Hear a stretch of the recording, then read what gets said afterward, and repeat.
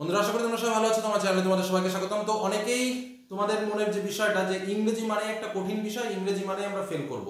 প্রথম কথা, ইংরেজিতে ফেল করার এটাই কারণ যে আমরা আগে থেকে অনেকটাই ভেবে ফেলি যে আমরা ইংরেজিতে ফেল করছি, ইংরেজিতে আমাদের নম্বর উঠবে না, ইংরেজিতে আমরা কম নম্বর উঠবো। কিন্তু তোমরা যদি এই ভাবনাগুলোকে একটু অ্যাভয়েড করে সম্পূর্ণ ইংরেজি বিষয়টাকে ইংরেজি না ভেবে একটা নর্মাল ল্যাঙ্গুয়েজ বা অন্য কিছু যদি ভাবতে পারো, তাও কিন্তু তোমরা পাস হয়ে যাবে। কারণ তোমাদের সাইকোলজি এমনই একটা সেটিং হয়ে গেছে যে ইংরেজি মানেই একটা ব্রিটিশ ল্যাঙ্গুয়েজ। তো আমরা এটা উদ্ধার হতে পারবো না, এখান থেকে আমরা বেরোতে পারবো না। প্রথমেই বলি, তোমাদের ইংরেজির কিছু কিছু নেগেটিভ জায়গা আছে যে জায়গাগুলো থেকে নম্বর সংগ্রহ করা যায়। আমি এর আগেই তোমাদের জন্য এই নিয়ে একটা ভিডিও পোস্ট করে বলেছি, যেখান থেকে খুব ইজিলি যে কিছু পারে না সেও কিন্তু ন্যূনতম 30 থেকে 40 মার্ক, আর যারা একটু পড়াশোনা করতে পারে তারাও কিন্তু 60% মার্কস ইজিলি ক্যারি করতে পারে। কারণ ইংরেজির 80% কোশ্চেন অ্যান্সার হচ্ছে দেখে লেখা। এটা হলো কাজ। যে এ থেকে জেড পর্যন্ত শব্দগুলো ভালো করে বুঝতে পারে, চিনতে পারে, সেই কিন্তু ইংরেজিতে পাস করতে পারে।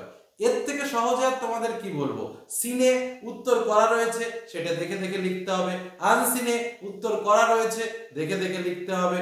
তারপরে গ্রামার সেক্টরে কিছু কিছু মাল্টিপল চয়েস কোশ্চেন রয়েছে, আমি গ্রামার পারি না, তাতেও তো টেনশন নেওয়ার কিছু নেই।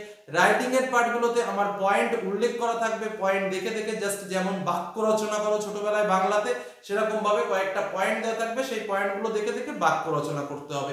এই তো সামান্য ব্যাপার। এটুক কাজ যদি করতে পারো তাও অন্তত ফেল নিয়ে টেনশন থাকে না।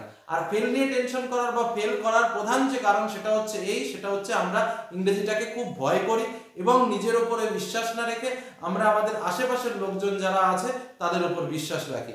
পরীক্ষার হলে এই জিনিসগুলো দেখি যে ছেলেমেয়েরা নিজের জিনিস ঠিক লিখে বন্ধুত্ব লিখে ভুল দিচ্ছে।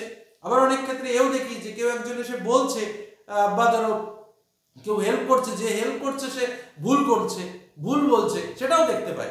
তো এই ধরনের জিনিসগুলো থেকে অ্যাভয়েড করো, নিজের ওপর বিশ্বাস রাখো, ইংরেজিতে ফেল করবে না, এটুকু নিশ্চিন্ত থাকতে পারো।